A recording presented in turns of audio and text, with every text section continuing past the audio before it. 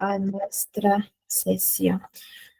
Bien, ya estamos en la quinta sesión, segunda semana de nuestro curso, ya a puertas también de culminar, ¿no? El curso de terapia del lenguaje.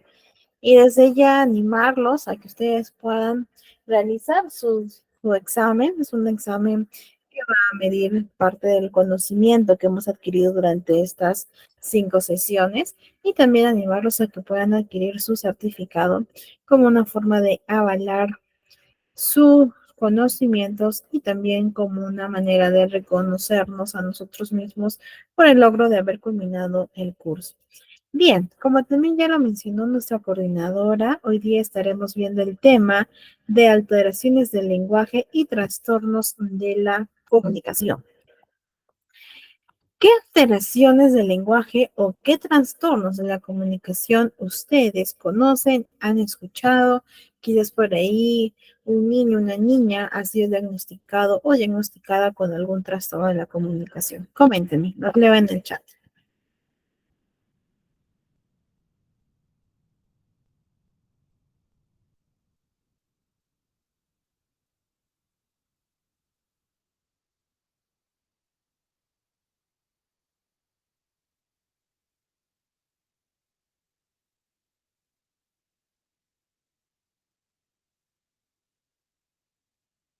¿Qué trastornos de la comunicación han escuchado?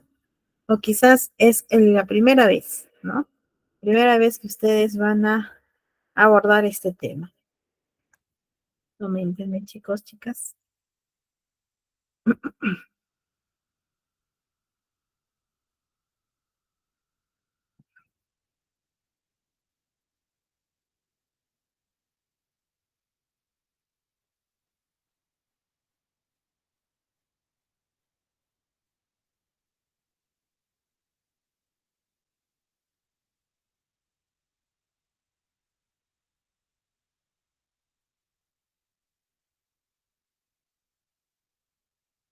Bien, probablemente no sea la primera vez de por ahí quizás abordar estos temas, ¿no? Trastornos de la comunicación, que es importante que nosotros podamos conocer. A ver, Wendy nos dice tartamudez. Excelente, Wendy también lo vamos a hacer el día de hoy. Bien, primera clase. Oh, excelente. Es la primera vez que te conectas a la clase de terapia del lenguaje. Bienvenida. Igual también tenemos todas las grabaciones en YouTube. Wendy, un gusto de conocerte. Puedes revisar las grabaciones también. Bien, vamos entonces a ver que las alteraciones del lenguaje es un grupo heterogéneo de desórdenes. Y quiero que tengan en cuenta lo siguiente. En el desarrollo o también en la adquisición del lenguaje puede haber dificultades para adquirir el lenguaje o también durante el proceso de desarrollo del lenguaje, que están caracterizados por el déficit en la comprensión, en la producción y en el uso del mismo. ¿Sí? Desde un inicio, recordemos que yo les comenté que el lenguaje va mucho más allá del componente fonético-fonológico, ¿cierto?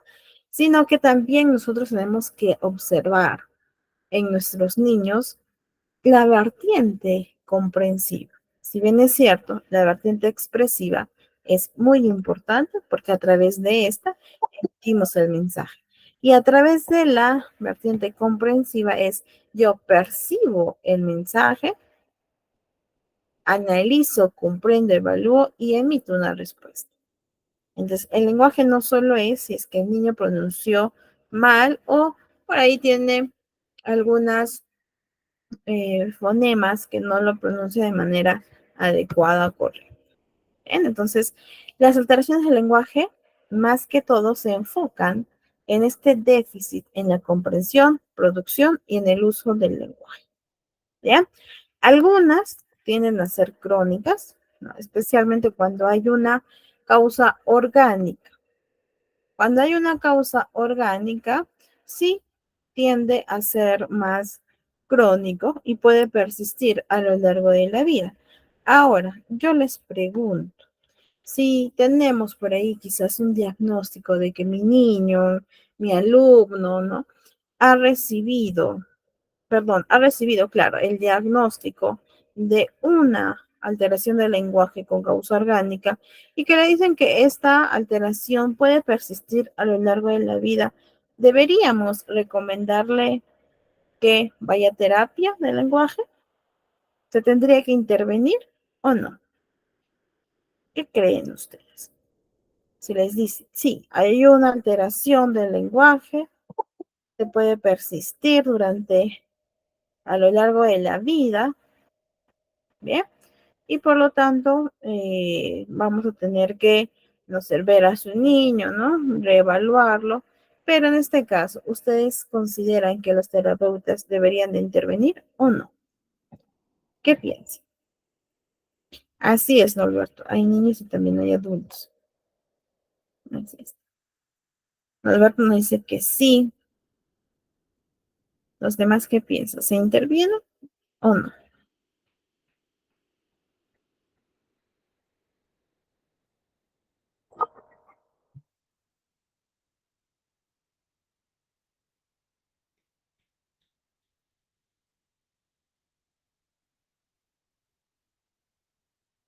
Sí, Rosita, se debería de intervenir. Comenta muy bien.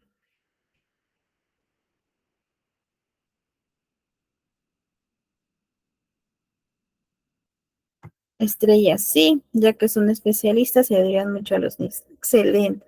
En efecto, sí, ¿cierto? Por más diagnóstico que tenga el niño, se tiene que intervenir.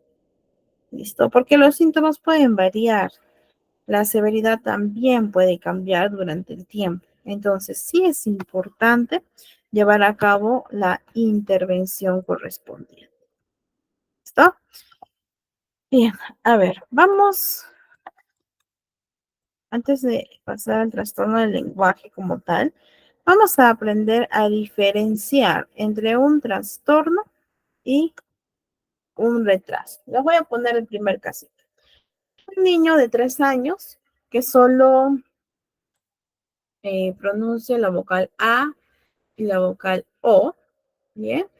Este niño, según la mamá, refiere que nunca estuvo en estimulación, que vive con la abuelita, ¿no? Que ella trabaja mucho, el papá la abandonó y que solo la única interacción que tiene es con la abuelita, ¿no?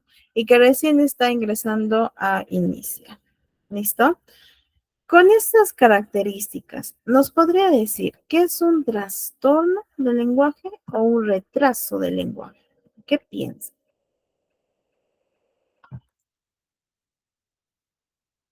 Florcita nos dice un retraso. Los demás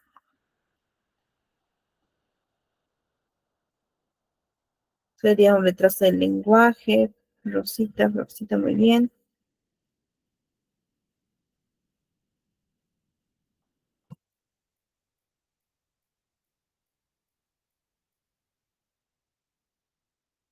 ¿Qué piensan los demás? ¿Y por qué sería un retraso del lenguaje y no un trastorno del lenguaje?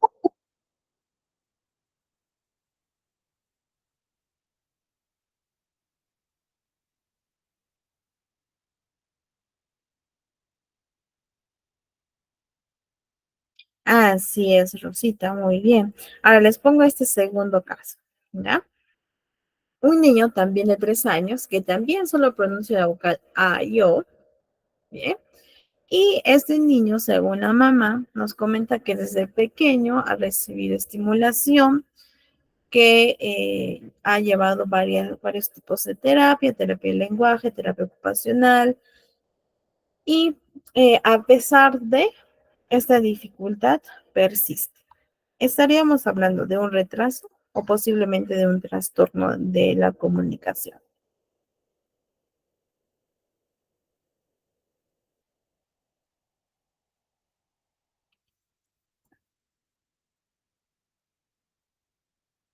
Excelente. Ahora sí, o sea, ¿cuál sería la diferencia entre trastorno y retraso? Así es, Rosita. Muy bien. ¿Cuál sería entonces la diferencia, ¿no? Entre el trastorno y el retraso.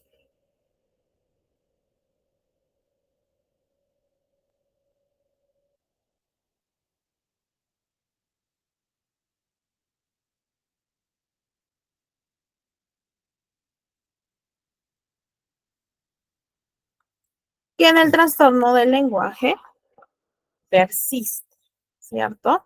Tiende a persistir. Mientras que en el retraso yo realizo la intervención como tal y el niño se adapta, percibe y emite de manera correcta. ¿Cierto? Entonces, para ello nosotros siempre tenemos que observar a nuestros niños desde pequeño. Si es que ha recibido estimulación, si por ahí no hubo una interacción con otros niños o yo no estimulé a mi niño y posiblemente sea una de las causas, ¿bien? Posiblemente, ojo, sea una de las causas por las cuales mi niño presenta un retraso o posiblemente quizás un trastorno. Bien, listo. Vamos a ver primero el trastorno del lenguaje. Según el DCM, el niño tiene que cumplir ciertos criterios para poder dar un diagnóstico definitivo, ¿sí? Una vez que nosotros realizamos lo que es el proceso de evaluación, ¿no? El terapeuta del lenguaje, lo que hace es emitir un diagnóstico como tal. ¿Cuáles son los criterios que el niño debe de cumplir para poder definir que está presentando un trastorno del lenguaje? ¿Listo? Primer criterio. A. Dificultades persistentes. Eso es importante. Dificultades persistentes en la adquisición y en el uso del lenguaje en todas sus modalidades. Y aquí incluye tres puntos fundamentales que caracteriza al trastorno del lenguaje. El niño va a presentar un vocabulario reducido. El uso de palabras, el conocimiento de palabras es muy limitado para su edad. Punto número dos. Estructura gramatical limitada, es decir, presenta una dificultad persistente para situar, ubicar las palabras de modo que forme una oración, un enunciado de manera correcta. Bien. Y el tercer punto, el deterioro del discurso, que es decir, que presenta una dificultad para usar vocabulario y poder conectar las frases de modo que pueda llevar a cabo una conversación, ¿sí? Entonces, son tres puntos importantes. El niño presenta vocabulario reducido, estructura gramatical limitada y un deterioro de su discurso. Si yo veo estos tres puntos, posiblemente podría estar hablando de un trastorno del lenguaje. El criterio B, que estas capacidades, ¿cuáles? El vocabulario reducido, la estructura gramatical y el discurso están notablemente por debajo de lo esperado para la edad. Y esto es importante, esperado para la edad. Por ello, es fundamental que nosotros conozcamos qué es lo que se espera para cada uno de los niños. ¿Qué se espera para un niño de 3, de 4, de 5, de 6 años? Bien, y pues ello le va a provocar, ¿no? Producir ciertas limitaciones en la comunicación, evidentemente, por el vocabulario reducido, por la estructura gramática limitada y también por el deterioro del lenguaje, ¿no? Del discurso. También va a limitarse en la participación social, en los logros académicos. Recordemos que el lenguaje también está asociado al desarrollo cognitivo, ¿sí? Todo de manera integral. ¿Listo? Y este criterio C, se van a dar cuenta que se repite en todos los trastornos que vamos a ver. Es decir, que el inicio de los síntomas se produce en las primeras fases del periodo del desarrollo. ¿Qué quiere decir esto? Que se da en la infancia, es decir, en la niñez. Que estos síntomas se presentan en la niñez. ¿Listo? Por eso están partes, este tipo de trastornos de la comunicación es parte de los trastornos del neurodesarrollo. Y el criterio de que las dificultades no se pueden atribuir a un deterioro auditivo sensorial de otro tipo. Es decir, si nosotros vemos que el niño tiene dificultades persistentes en su vocabulario, en su gramática y en su discurso, pero la causa primaria y principal es porque tiene un deterioro sensorial, alguna afección médica, alguna afección neurológica, alguna discapacidad intelectual o un retraso global del desarrollo, no podemos definir como un trastorno del lenguaje, porque no estaría cumpliendo el criterio de, como bien dice aquí, las dificultades no se pueden atribuir a un deterioro auditivo, afección médica, discapacidad intelectual y retraso global de desarrollo. Es decir, que este criterio nos permite realizar la diferenciación, el diagnóstico diferencial.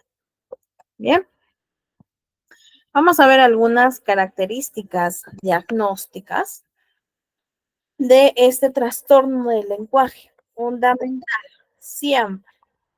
Bien, deficiencias en la comprensión o producción del vocabulario, las estructuras gramaticales limitadas y el discurso es vago. Bien, son 3 puntos principales que el niño o la niña tiene que presentar, además de los otros criterios para poder definir qué es un trastorno del lenguaje. Bien, el aprendizaje, y es justamente lo que les comentaba también en un inicio.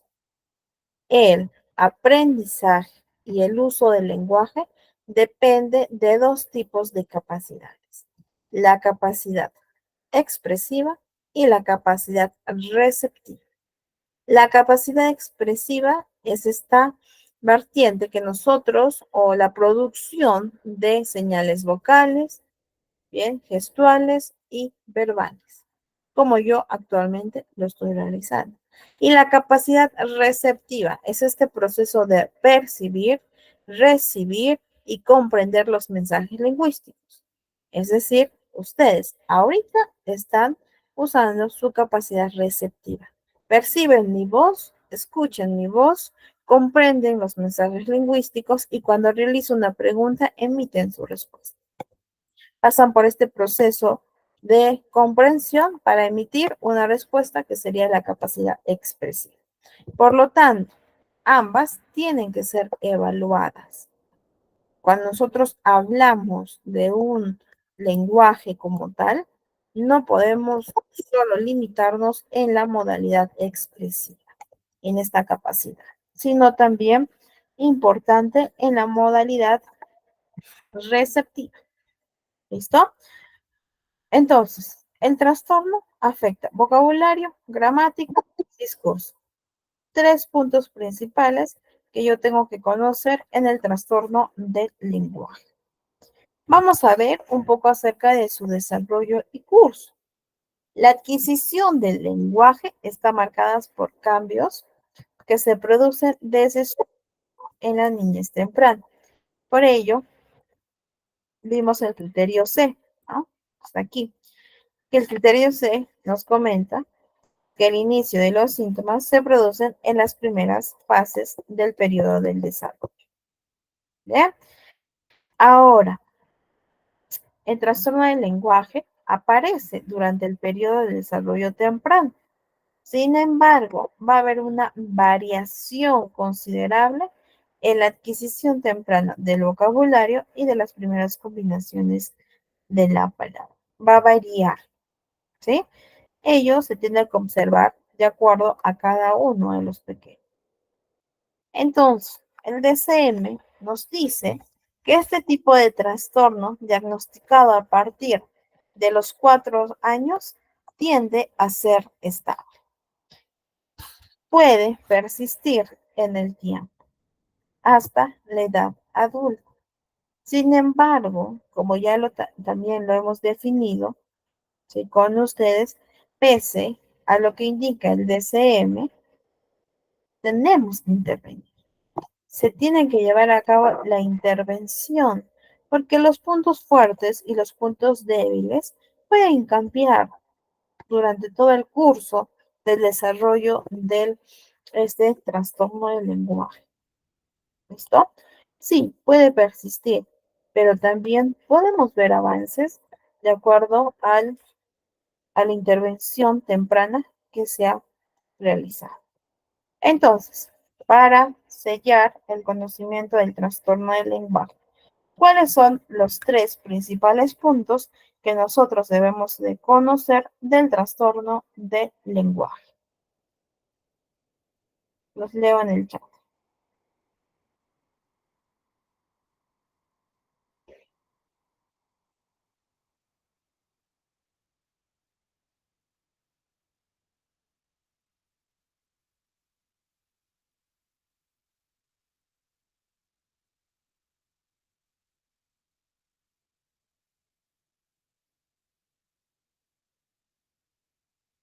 ¿Cuáles son esos tres puntos? ¿Sí? Que es importante, que debería de presentar el niño para hablar posiblemente de un trastorno del lenguaje.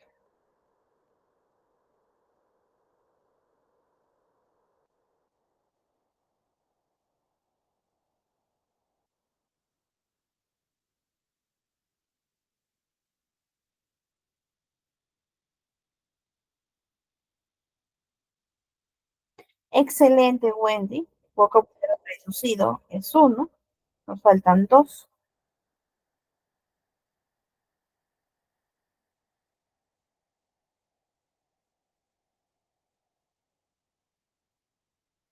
Uno es el vocabulario reducido, como dice.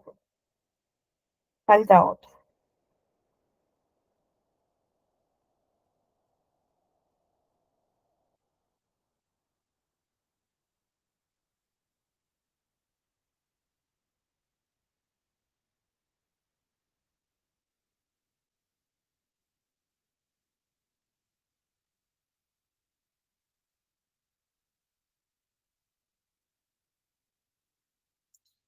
Excelente.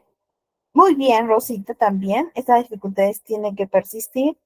Wendy, deterioro del discurso. Muy bien. Y falta uno. Ahora sí, solo falta uno. Vocabulario reducido, deterioro del discurso, que tiene que ser persistente. Y el último, ¿cuál sería?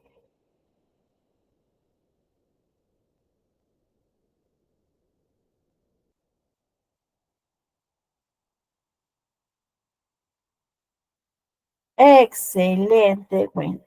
Estructura gramatical limitada. ¿Bien? Muy bien, chicos. Hemos visto el trastorno de lenguaje.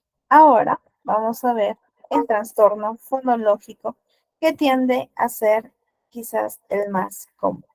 ¿Bien? Probablemente al igual que el trastorno del lenguaje. Tenemos también los criterios. El criterio A es el que va a cambiar, ¿sí?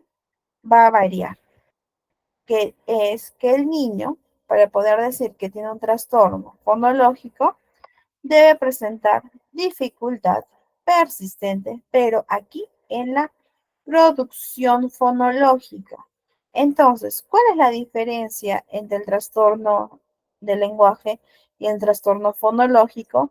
La diferencia es que en el trastorno fonológico el niño tiene dificultad en la producción fonológica, mientras que en el trastorno del lenguaje que acabamos de ver presenta dificultad en el vocabulario, en su discurso y en su gramática. ¿Sí me dejo entender? Entonces, es totalmente distinto, ¿ya? Esta dificultad en su producción fonológica interfiere con la inteligibilidad del habla. Por lo tanto, podría impedir la comunicación verbal de mensajes. Mariana, ¿por qué verbal? Porque estamos hablando de la producción fonológica, emitir mensajes verbales y que estos mensajes interfieren con la inteligibilidad del habla. ¿Sí? Entonces, hasta aquí está todo claro, ¿cierto? Producción fonológica que es, emite de manera que no se le entiende al niño su comunicación verbal. ¿Por qué? Porque presenta esta dificultad. ¿Bien? ¿Qué nos dice el criterio B? El criterio B nos dice que esta alteración causa limitaciones en la comunicación eficaz, en la participación social, pues evidentemente la comunicación eficaz, porque el niño va a hablar y no vamos a entender, no te entiendo lo que dice verbalmente, ¿sí?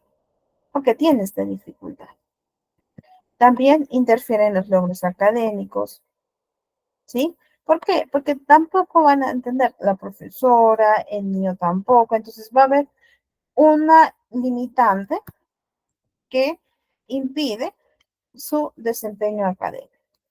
El criterio C, que es el criterio que se repite, en el cual menciona que el inicio de los síntomas se produce en las primeras fases del periodo del desarrollo, ¿sí?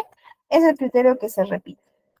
Y el criterio D, que se nos permite realizar este diagnóstico diferencial, que estas dificultades no se pueden atribuir a afecciones adquiridas o congénitas, tales como la parálisis cerebral, paladar hendido, hipoacusia, traumatismo cerebral o también otras afecciones médicas y o neurológicas.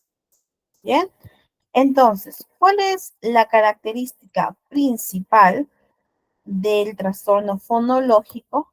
La dificultad en la producción fonológica. La producción fonológica describe la articulación clara de los fonemas, es decir, la pronunciación del fonema A, E, I, O, U, A, B, C, D, ¿sí? Y todo lo que son los fonemas vocálicos y consonánticos. Esta articulación se limita al momento también de combinarlas. Por ejemplo, en vez de decir deterioro de discursos, no pueden combinar todo lo que es la palabra deterioro de discursos. Bien, entonces, para nosotros llevar a cabo la producción fonológica requiere del conocimiento fonológico, es decir, cómo es el sonido de la A, E. Bien, yo conozco el sonido de las letras, ¿sí? De los fonemas. Y la habilidad para coordinar los movimientos de los articuladores con la respiración y la vocalización. Entonces, yo necesito estos dos requerimientos para poder realizar la producción fonológica. Conocimiento fonológico de los sonidos y la habilidad para poder coordinar. ¿Sí? La habilidad para poder coordinar los movimientos del habla. Por lo tanto, los niños con dificultades para la producción fonológica presentan problemas en el conocimiento fonológico y en la habilidad para poder coordinar los movimientos al momento de comunicarse de manera verbal. Bien, entonces, el trastorno fonológico se diagnostica cuando esta producción de sonidos del habla no es la que se espera para un niño de su edad. Entonces, está por debajo de su edad cronológica. Mi niño tiene 6 años, pero habla como un niño de 2 años.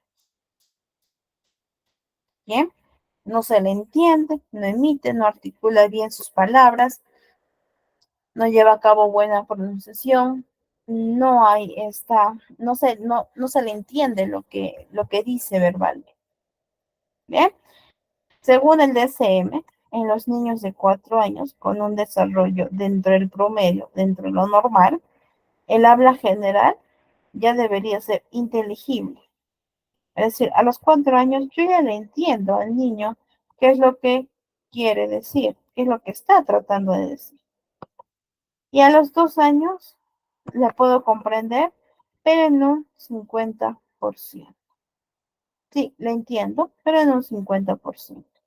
A los 4 años ya le puedo entender claramente lo que el niño está comentando verbal. ¿Listo? Bien, vamos a ver su desarrollo y discurso. No es inusual que los niños con un desarrollo normal acorten palabras. Ojo, no es inusual que los niños con un desarrollo normal acorten palabras cuando ellos están aprendiendo, pero la progresión en la producción fonológica debería a los niños conducirle hacia un habla inteligible a los 3 años. Eso es lo que se espera. Es decir, los niños sí pueden llegar a acortar palabras, sílabas, cuando están comenzando a hablar. Pero esta producción fonológica, con la estimulación, la intervención y la interacción que tiene el niño con los demás, le va a permitir o debería permitirles conducir hacia un habla inteligible a los 3 años. A los 2 años, un 50%. A los 3 años se le entiende un poco más, a los 4 años se le entiende mucho más. Entonces, los niños que presentan este trastorno fonológico siguen utilizando estos procesos inmaduros de simplificación fonológica.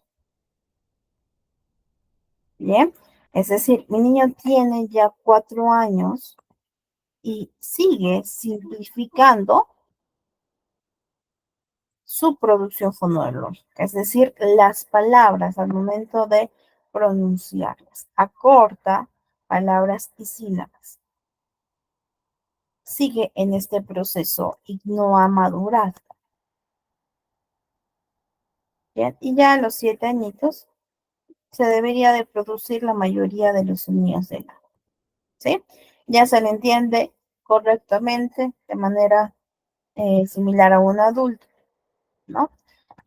Porque ya se espera que debería pronunciar correctamente la mayoría de las palabras. ¿Listo? Entonces, chicos, para sellar también el conocimiento de este trastorno, ¿cuál es la característica principal del trastorno fonológico?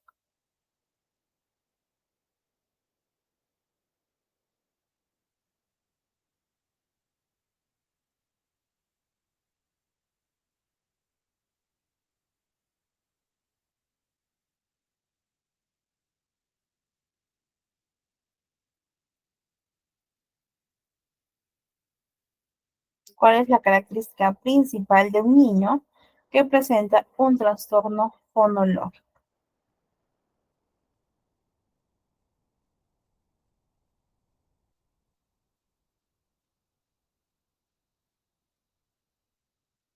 Excelente.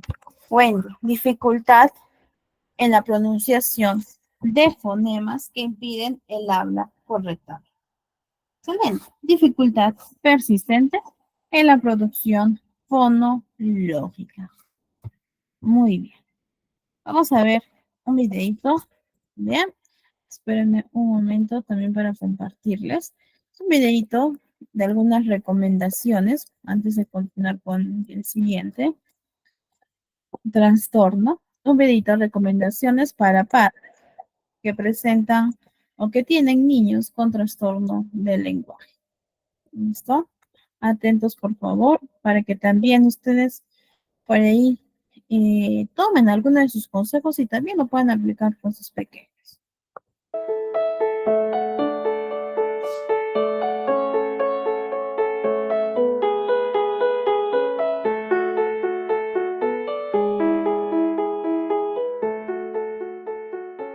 Quiero comentarles algunas cuestiones en relación con recomendaciones para padres de niños con trastorno específico del lenguaje. Sabemos que el lenguaje es una construcción que tiene dos variables. Por un lado, la condición biológica del individuo y por el otro lado, la ayuda que el medio ambiente, el estímulo que el medio ambiente pueda brindar a ese niño.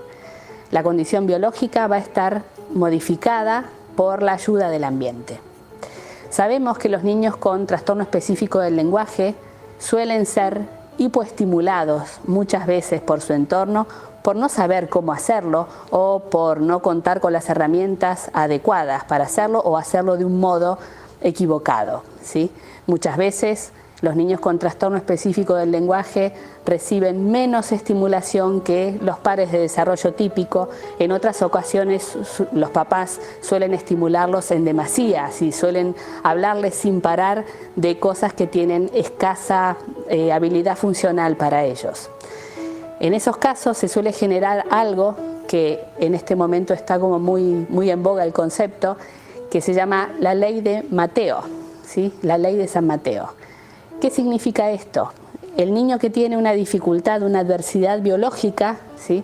Una adversidad para adquirir una función como es el lenguaje, además de esa adversidad termina teniendo la sobrecarga de la falta o la mala estimulación medioambiental. Entonces hay como una doble dificultad superpuesta en donde los fallos terminan siendo más grandes de lo esperable, ¿sí?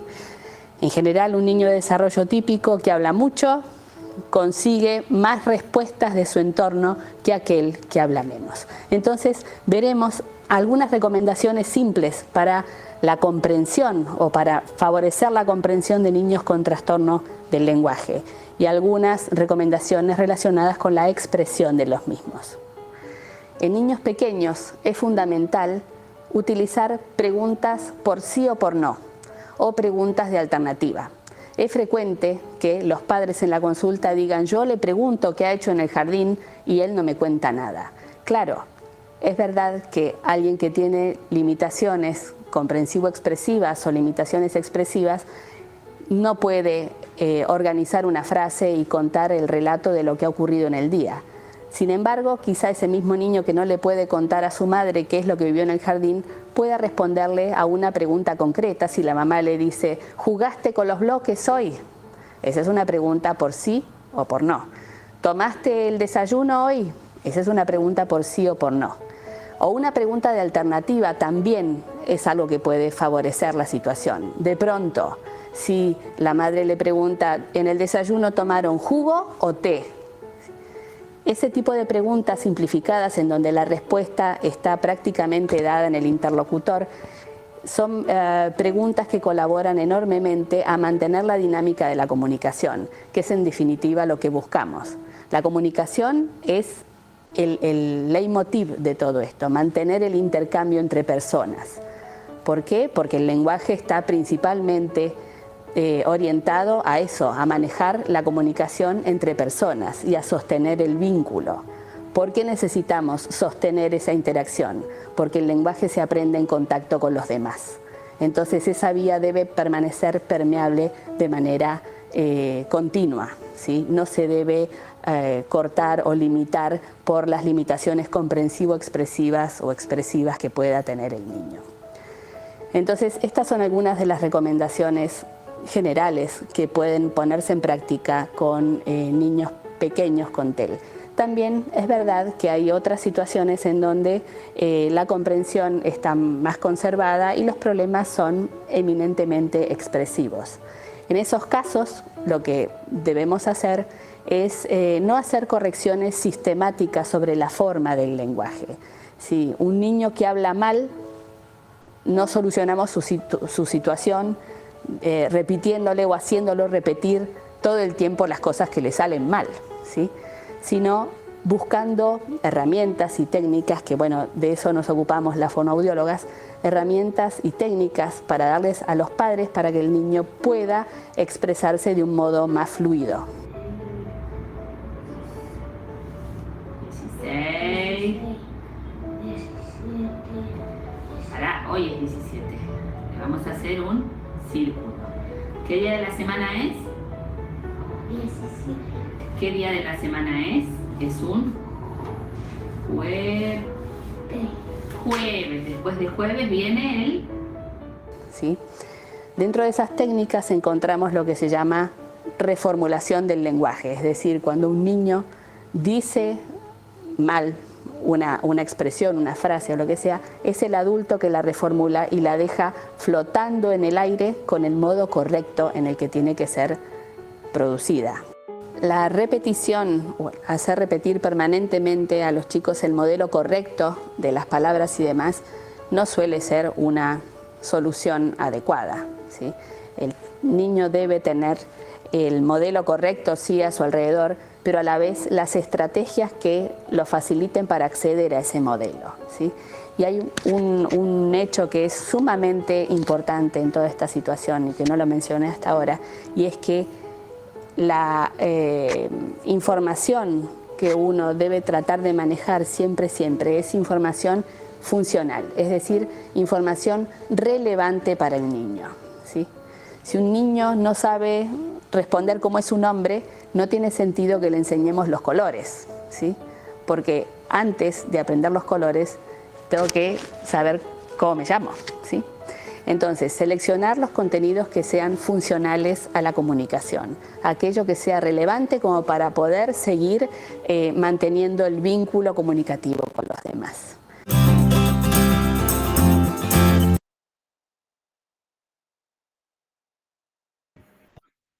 Bien, chicos, chicas, hemos visto algunas recomendaciones para los pepitos, ¿no? Que tienen a niños con trastorno de lenguaje.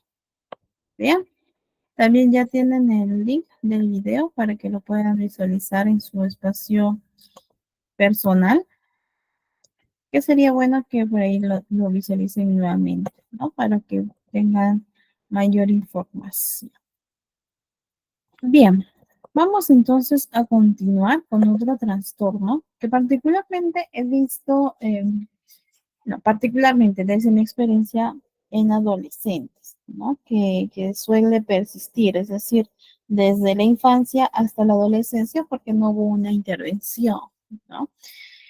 ¿Cuáles son los criterios que la persona debe de cumplir para poder diagnosticar un trastorno de la fluidez de inicio en la infancia, ¿no? Tartamudeo, ¿listo? ¿Cuál es este tipo o cómo es este tipo de trastorno? Criterio A, alteraciones, evidentemente, en la fluidez y en la organización temporal normal del habla. Que estas alteraciones en la fluidez y la organización temporal del habla son inadecuadas para la edad cronológica que presenta el menor. ¿Bien? Y también para las habilidades del lenguaje. Estas tienden a persistir con el tiempo.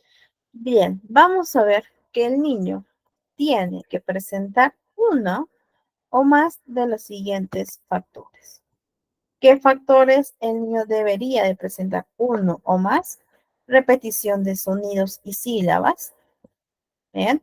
Prolongación de sonidos consonánticos y o vocálicos. Arroz. Bien. Palabras fragmentadas, es decir, cuando hay una pausa en el medio de una palabra. Bien. Bloqueo audible o silencioso, que son pausas al momento de hablar, ¿no? Es como que hablara como una lentitud, pero se nota bruscamente las pausas que realiza, ¿no? Estas pausas al momento de su discurso.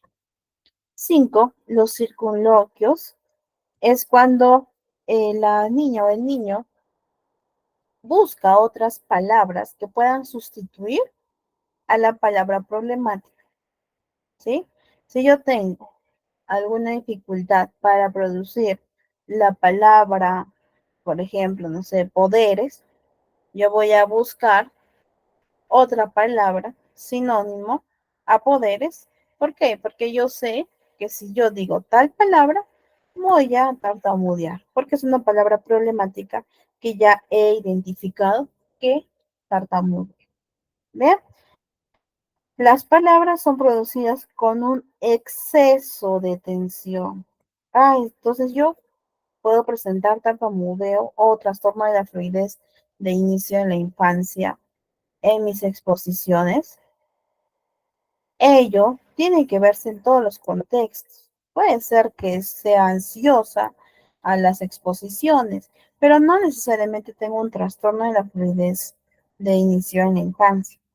Si me dejo entender, entonces ello, es decir, esta tensión física excesiva al momento de producir las palabras deben estar en la mayoría, si no es en todos los contextos. ¿Bien? Y finalmente, repetición de palabras completas monosilábicas. Yo lo veo. Bien, entonces, el niño debe de presentar uno o más de las de los 7 factores que acabamos de ver. Bien, entonces, esto es lo principal en un trastorno de la fluidez. Alteraciones en la organización temporal normal del habla y también, pues, evidentemente, de la fluidez. Criterio B, que esta alteración causa ansiedad al momento de hablar. Claro, por supuesto. ¿Por qué? Porque está el niño y la niña expuesta a comentarios, a burlas, a gestos, ¿cierto? Al momento de hablar, yo sé, soy consciente de que estoy tensa porque voy a tartamudear, porque ya es algo parte de mí.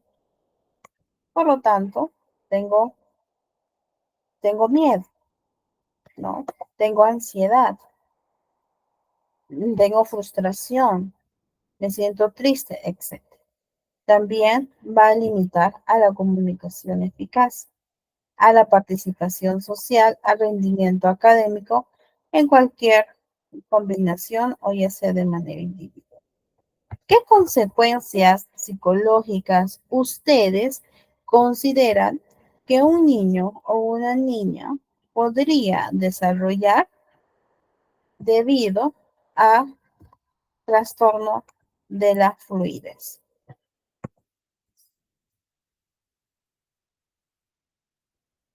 ¿Qué piensan? Las pueden escribir en el chat. ¿Qué consecuencias psicológicas podría desarrollar un niño debido al trastorno de la fluidez?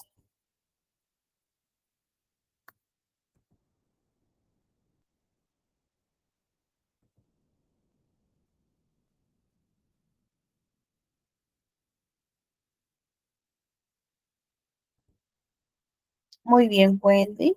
Bajo autoestima, excelente. ¿Qué más?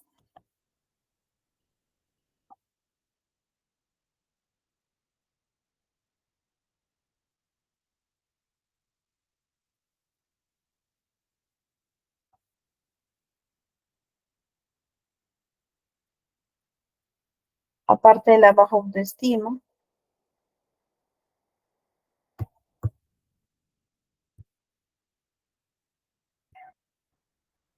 ¿qué piensan los demás?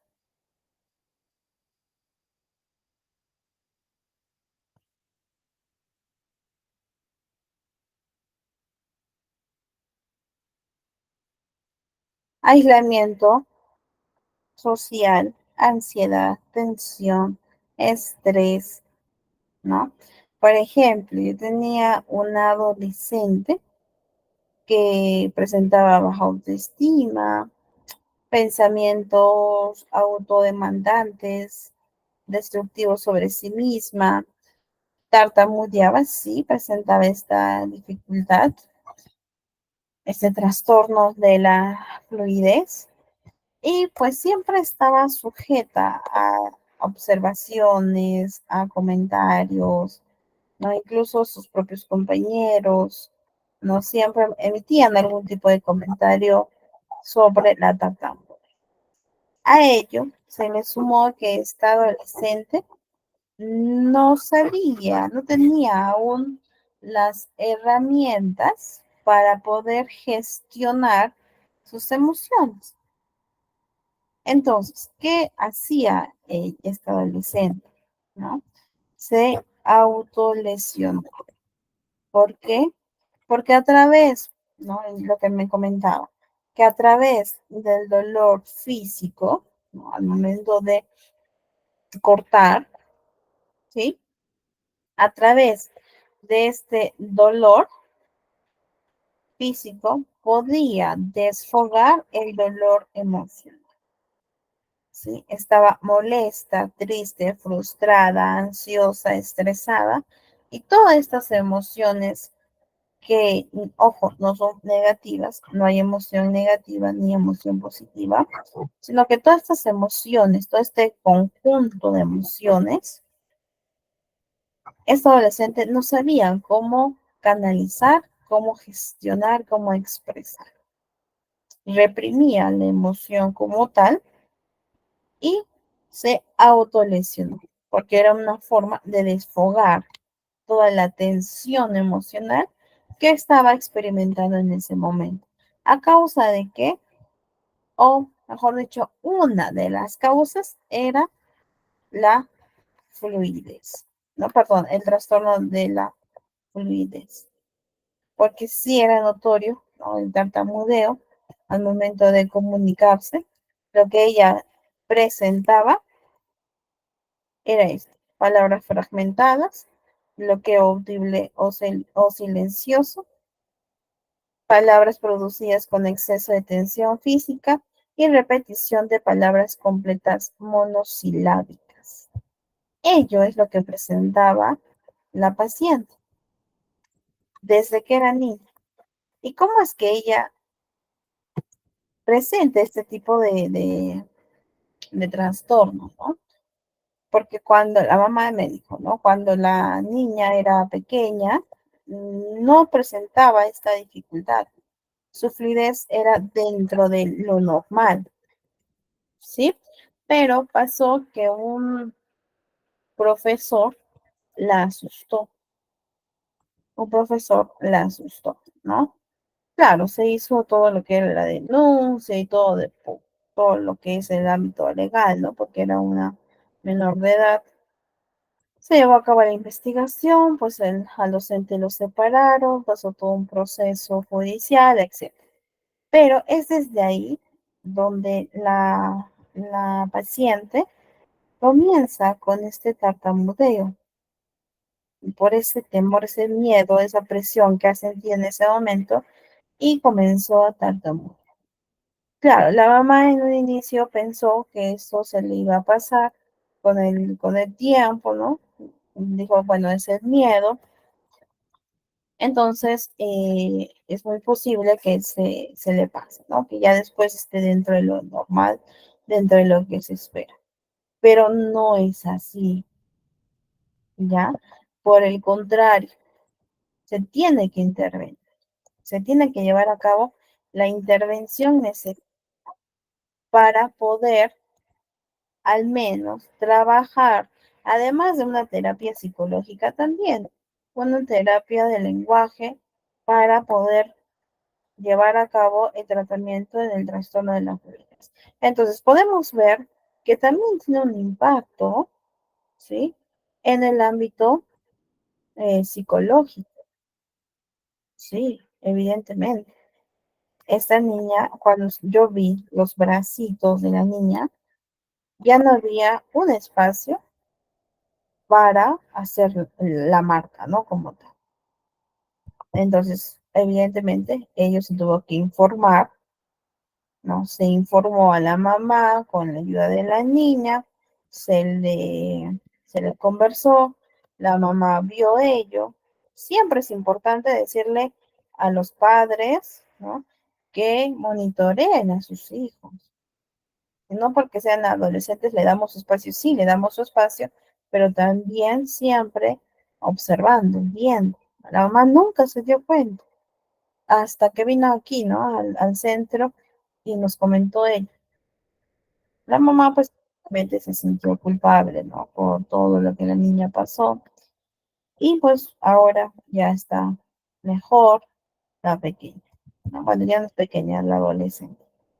¿Listo? Entonces podemos ver nuevamente la repercusión que tiene ese trastorno si no es intervenido, ¿no? Si no se lleva a cabo una intervención temprana. El criterio C, que el inicio de este tipo de síntomas se produce en las primeras fases del desarrollo. El criterio que les comentaba, el que tiende a repetirse, y el criterio D, que nos permite realizar este diagnóstico diferencial, ¿no? Que la alteración no se puede atribuir a un déficit motor sensitivo del habla, tampoco a un daño neurológico, tampoco a una afección médica, ¿no? Y tampoco por otro trastorno mental. Entonces, nosotros tenemos que saber, ¿no? Si mi niño presenta un daño neurológico, quizás algún tumor, traumatismo, una afección médica o un déficit motor sensitivo del habla, y de acuerdo a ello ya podríamos sacar un poco la conclusión. Sin embargo, sí es importante acudir a un especialista. ¿Ya? Vamos a ver un videito para ver cómo, un poquito, ¿no? Dentro de lo posible, cómo se realiza la intervención terapéutica en el habla y en el lenguaje, en la fluidez o tartamudez. ¿Ya? A ver, atentos, por favor.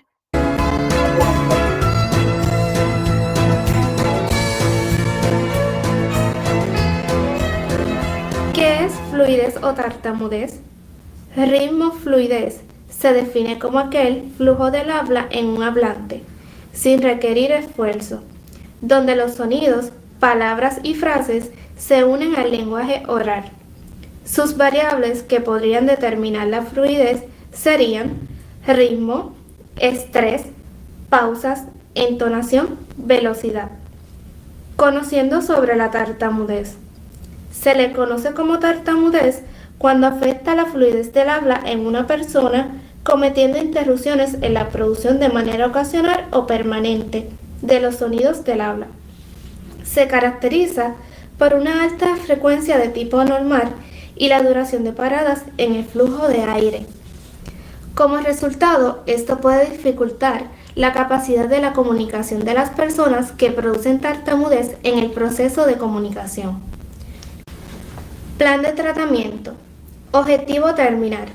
El paciente evidenciará dominio en la fluidez de su habla, reduciendo las disfluencias de manera espontánea con un 80% de adecuacidad. Objetivo capacitante. El paciente disminuirá repeticiones mediante el uso de técnica de cancelación de manera sonsacada con un 60% de adecuacidad. Procedimiento. El clínico le presentará al paciente una imagen. El paciente producirá el nombre del estímulo presentado.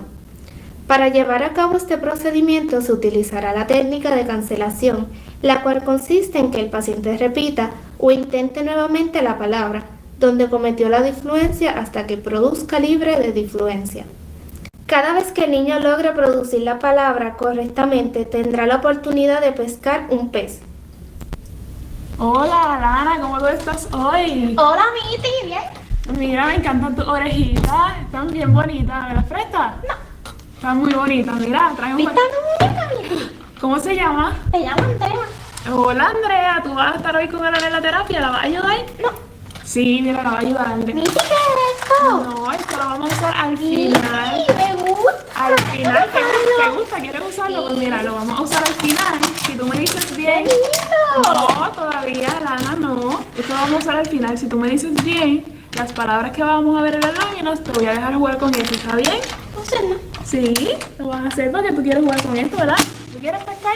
¿Por qué? Pues mira, aquí están las láminas, vamos a hacerlas. Mira, te voy a presentar una lámina y tú me vas a decir lo que estás observando en la lámina, ¿está bien? No. Pues, no hay tiburón. Ok. Vamos a pescar. Vamos a pescar. ¿Tú le vas a ayudar, Andrea? Mira, Andrea dijo que sí, vamos a ver. Vamos a ver, ¿qué es esto? No sé. Míralo bien, ¿tú sabes lo que es? Esto es olvidó. mira, esto es un mono. ¿Cómo es? Mo. Mo.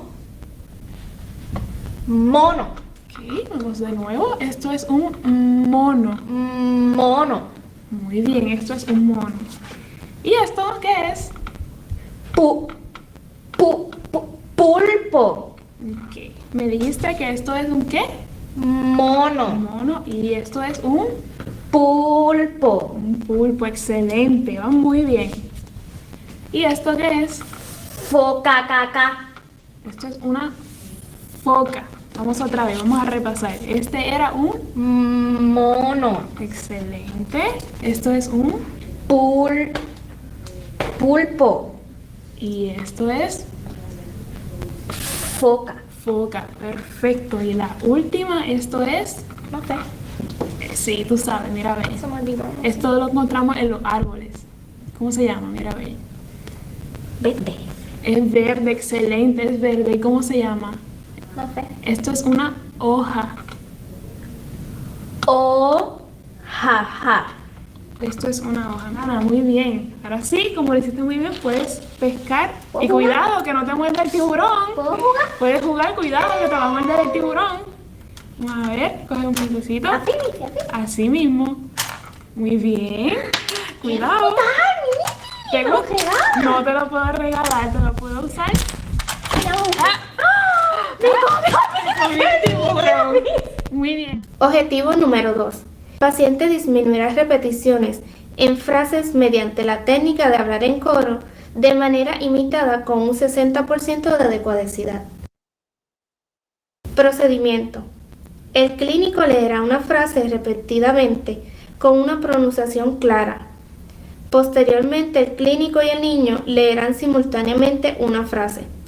Si el paciente presenta alguna disfluencia, el clínico continuará produciendo la frase hasta que el niño logre producirla correctamente por sí solo. Una vez el paciente logre producir la frase de manera fluida, se continuará con la siguiente frase. Como refuerzo positivo, el paciente tendrá la oportunidad de jugar con el conejo. Ok, Alana, mira, te voy a presentar una frase, te la voy a decir y tú me la vas a repetir, ¿está bien? Ok, mi fin. Vamos a empezar. Bajo la luna. Bajo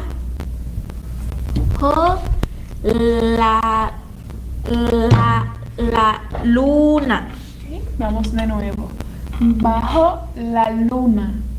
Bajo la luna. Bajo la luna. Bajo la luna. Muy bien, Alana, excelente. ¡Súper! Vamos de nuevo. La película de ayer. La película de ayer. Excelente. ¡Súper! Y ahora vamos para la última y después vamos a usar a Mr. Conejito. Sí. Muy bien. Bajo la luna. Bajo la luna. Vamos otra vez, Alana. Bajo la luna. Bajo la luna. Vamos una vez más. Bajo Ay, mija, no me sale. Tranquila, que lo estás haciendo excelente. Vamos, esta es la última. Bajo la luna. Bajo la luna. Perfecto, ¡Súper! Alana. Muy bien. Hoy trabajaste muy bonito. Ahora puedes usar a mi Sí. conejito. Vas a sacarle las zanahorias. Excelente. ¡Cojo! Perfecto. Otra vez. Otra vez. Volvió a brincar. Y ahora le toca a Andrea, que Andrea haga una. Dice, yo no voy a- Ella juega también. Claro, mira, tú puedes.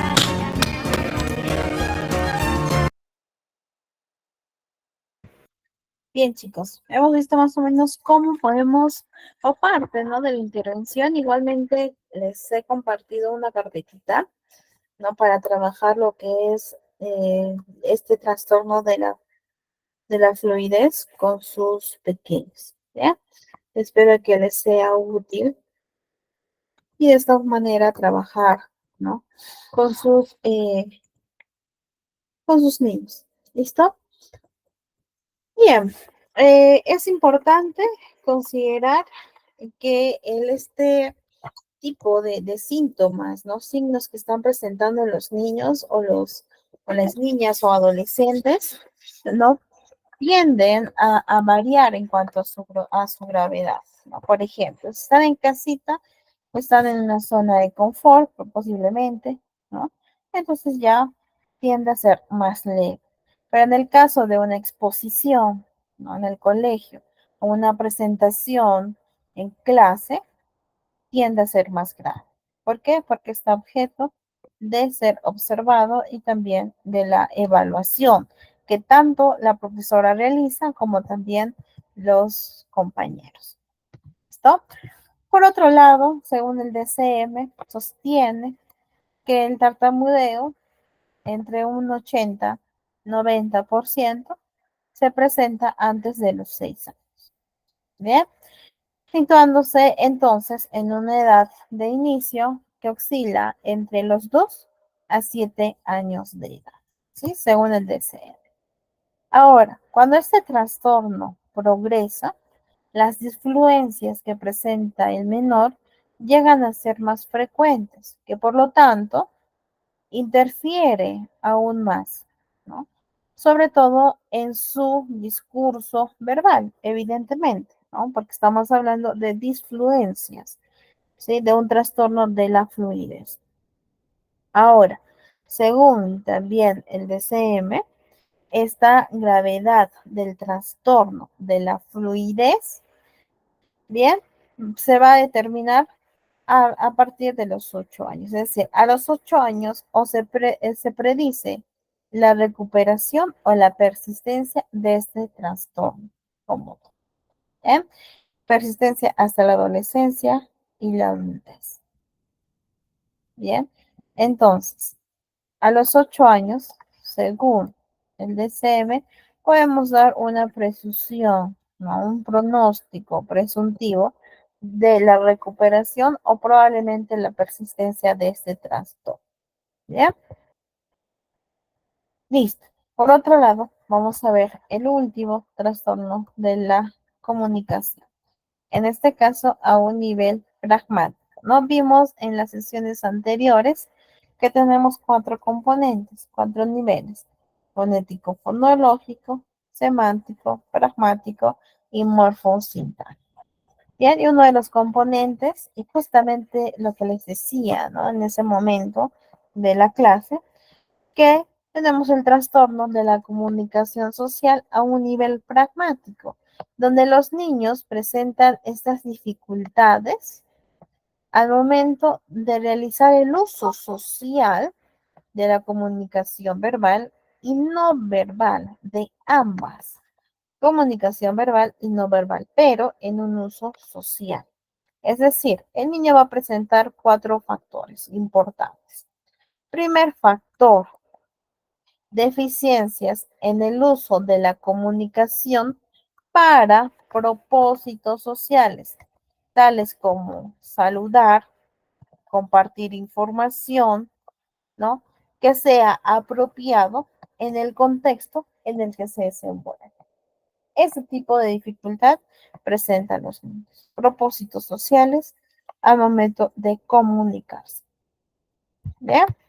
Por otro lado, segundo punto, presentan un deterioro de la capacidad para poder cambiar la forma, de modo que su comunicación se adapte al contexto o también a las necesidades del receptor. Es decir, va a presentar dificultad para hablar de manera distinta, comunicarse de manera diferente en el aula, en el recreo, con un niño, con un adulto. Entonces, para ellos les resulta difícil el hecho de adaptar su discurso, ¿no? Adaptar la forma en cómo se comunica. Punto número 3. Dificultades para seguir las normas de conversación y de narración. Como por ejemplo, respetar el turno, adoptar los roles. Cuando tú hablas, yo te escucho y viceversa. Cuando yo hablo, tú me escuchas. Respetamos los turnos. Tú primero, yo después, después tú y así sucesivamente. Expresarse de otro modo cuando no es bien comprendido. No te entiendo. ¿Qué es lo que me quieres decir? Explícame de otra manera. Tiene dificultades para poder cambiar ese discurso. También presenta problemas al momento de utilizar los signos verbales y no verbales. ¿Sí? Se dan cuenta que se asocia mucho a este nivel pragmático que vimos en las sesiones anteriores. Y el punto número 4, que presentan dificultades para comprender lo que no se le dice de manera explícita. Tienden a ser más literales, ¿no? No entienden las metáforas, las expresiones idiomáticas, el humor, ¿no? Los significados ambiguos, no, prefieren que se le diga de manera explícita. ¿Listo? De manera más específica. Bien, criterio B. Las deficiencias causan limitaciones también en la comunicación eficaz, en la participación social, evidente también en sus relaciones sociales, en sus logros académicos. ¿Por qué? Porque hay niños, ¿no?, que dicen, no, yo no quiero juntarme con él, ¿no? O también adultos, ¿no? Adultos fuera de su entorno familiar. Así incluso se puede equivocar, ¿no? Ay, este niño no lo sabe respetar. Bueno, probablemente esté presentando un trastorno en la comunicación social a nivel pragmático y no lo sabe. ¿Bien? C, lo que les decía, ¿no? Que estos síntomas comienzan en las primeras fases del periodo de desarrollo. ¿Bien? Sin embargo, también se ha visto que estas deficiencias pueden no ser notorias hasta la necesidad de una comunicación social. Pero es importante que los niños tengan estas oportunidades. ¿Para qué? Para poder relacionarse con los demás, con otros niños. Así sean pequeños. Hay talleres de dos, no de dos, de tres, de cuatro niños, ¿no? A más. Hay niños. Entonces, de esta forma, ya comienzan a tener esta necesidad de comunicación social. Y ahí podemos ver si posiblemente mi niño está presentando estos síntomas, ¿no? Los 4 puntos que acabamos de ver. Y el criterio D, que nos permite realizar este diagnóstico diferencial, ¿no? Que los síntomas no se pueden atribuir a otra afección médica, a otra afección neurológica, tampoco a la baja capacidad en la morfología, en la gramática, tampoco se puede explicar mejor por un trastorno del espectro autista, alguna discapacidad intelectual o algún retraso del desarrollo global o trastorno mental. Entonces yo tengo que ver eso. Es decir, si el niño presenta una afección médica, si presenta una capacidad baja, reducida en la morfología, en la gramática, o presenta o tiene un TEA, ¿no? O una discapacidad intelectual, o un retraso global del desarrollo, o algún otro trastorno mental, no podemos decir que directamente la causa sea por un trastorno de la comunicación, ¿no? A un nivel pragmático. ¿Sí? ¿Sí me dejó entender? Entonces, con ello, con el criterio de, nosotros podemos hacer este diagnóstico diferencial. Si la primera causa es que el niño tiene un TEA, entonces sí puede tener alguna morbilidad, ¿no? Que combinen o que presenten dos trastornos como tal. Pero la causa primaria no es este trastorno de la comunicación, sino posiblemente el TEA. ¿Bien? ¿Cuáles son las características diagnósticas de este trastorno a un nivel pragmático? Dificultad primaria, evidentemente en la pragmática, en el uso social del lenguaje verbal y del lenguaje no verbal. Bien, presenta deficiencias en el momento de la comprensión, sobre todo de aquellas frases, ¿no? Que no son dadas de manera explícita, como las metáforas, los significados humorísticos, etc. También presentan dificultad para poder seguir las reglas sociales, ¿no? Respetar los turnos, adoptar los distintos roles que tenemos al momento de practicar una conversación. ¿Listo? Cambiar el lenguaje también según las necesidades de la persona receptora. Si es un niño, para ellos les resulta difícil cambiar su lenguaje, cambiar su discurso. También, no te entiendo, no logro comprender, explícame de otra manera. Para ellos es complejo. En cuanto a su desarrollo, ¿listo? En cuanto a su curso de este trastorno a nivel pragmático, a los 4 y 5 años, según el DSM, la mayoría, ojo, de los niños ya debería de tener esas capacidades del habla y del lenguaje suficientes como para que nosotros podamos identificar, ¿no? Algunas deficiencias específicas en la comunicación con uso social. ¿Listo? Ahora, también, según el DSM, las formas más leves, ¿no?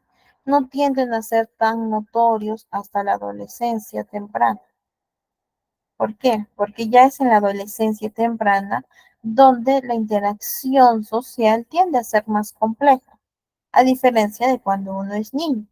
Por lo tanto, esa forma más leve recién se puede ver en la adolescencia, en algunos casos. ¿Bien? Ahora, también hay consecuencias y es importante que nosotros tengamos en cuenta ello. ¿Cuáles son las consecuencias entonces? Que el niño, bien, puede tener alteraciones en sus relaciones, en sus comportamientos sociales, en la adquisición de otras capacidades que están relacionadas al ámbito social, también como la expresión escrita.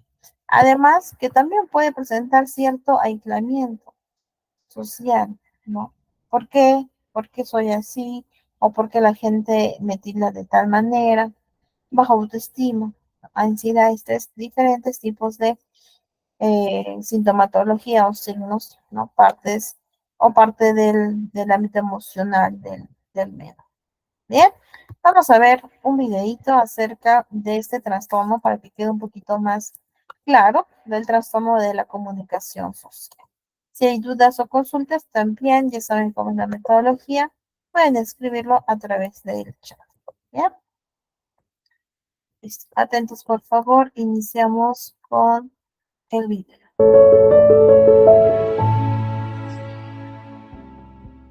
Trastorno de la comunicación social. Causas, síntomas y tratamiento. El trastorno de la comunicación social es una afección que principalmente dificulta hablar con otras personas.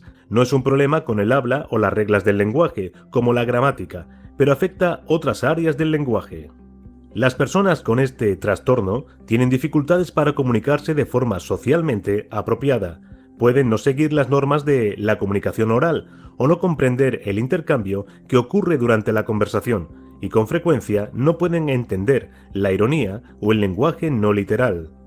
Estos obstáculos dificultan la interacción con las personas en entornos sociales, escolares y laborales. Las reglas del habla, como pronunciar palabras o construir oraciones, suelen no ser un problema para las personas con este trastorno. La pragmática es lo que tienen difícil, es decir, las reglas sobreentendidas y sutiles del lenguaje hablado que permiten que las personas se comuniquen entre sí. Las personas con este trastorno de la comunicación social, por ejemplo, pueden tomar el control de la conversación o interrumpirla con frecuencia. Algunos no se atreven a hablar y otros dicen cosas que no están relacionadas con el tema de la conversación. Síntomas del trastorno de la comunicación social. En la infancia temprana es cuando las personas con esta afección suelen mostrar signos de trastorno de la comunicación social. Los niños y niñas muy pequeños o pequeñas pueden tardar en algunos hitos de la comunicación social, como saludar a personas con gestos o sonidos.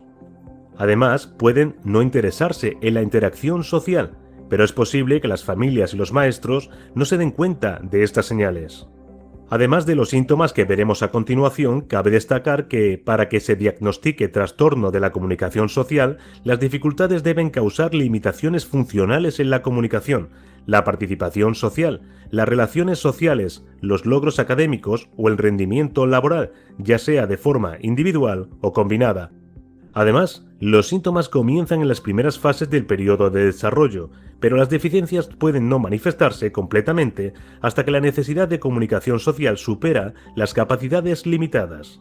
Finalmente, los síntomas no se pueden atribuir a ninguna otra afección médica o neurológica, ni a la falta de habilidad en morfología y gramática. Además, no se pueden explicar mejor por un trastorno del espectro autista, una discapacidad intelectual, trastorno del desarrollo intelectual, un retraso global del desarrollo u otro trastorno mental. Entre los síntomas más comunes del trastorno de la comunicación social encontramos problemas en la utilización de la comunicación en situaciones sociales, como compartir información, comunicar algo o saludar, de forma que sea adecuada al contexto social en el que la persona se encuentra. Deterioro de la capacidad para alternar la comunicación de forma que se adapte al contexto o a las necesidades de las personas a las que escucha, como por ejemplo, hablar de forma diferente en un parque o en clase, conversar diferente con un niño o niña o evitar utilizar un lenguaje formal. Dificultades constantes en el uso meramente social de la comunicación no verbal y verbal. Dificultades para cumplir las normas de conversación y narración, como expresarse de otra forma cuando no se es comprendido o comprendida, respetar el turno de palabra o entender cuándo usar signos no verbales y verbales para regular la interacción. Complicaciones para comprender lo que no se dice explícitamente o los significados figurados y ambiguos del lenguaje, como humor, expresiones idiomáticas, metáforas, etc. Causas del trastorno de la comunicación social.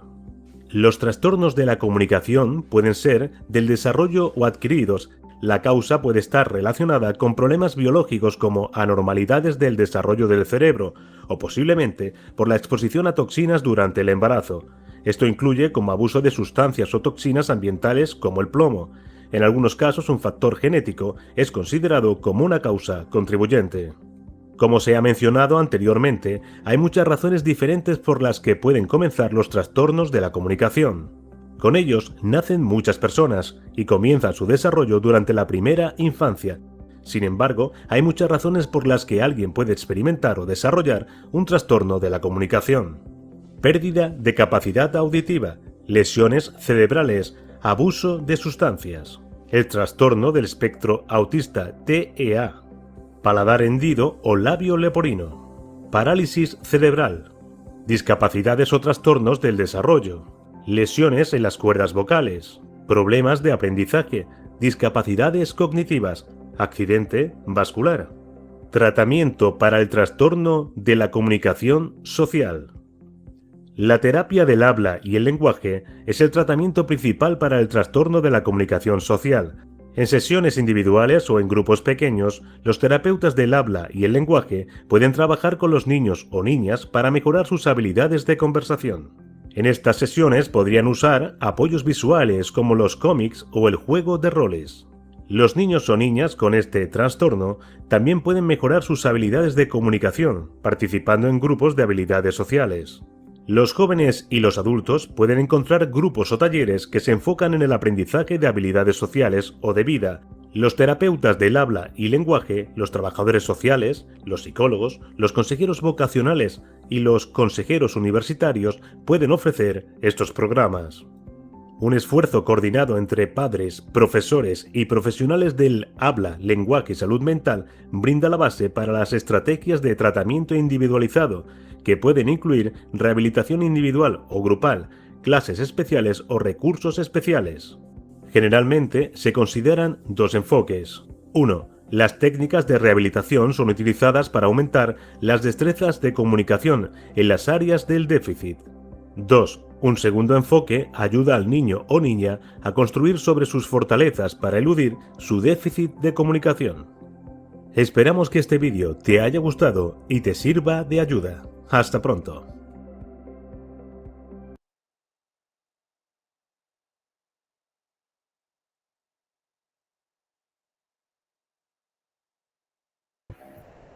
Bien, chicos, chicas, hemos visto un poco más acerca de este trastorno, ¿sí?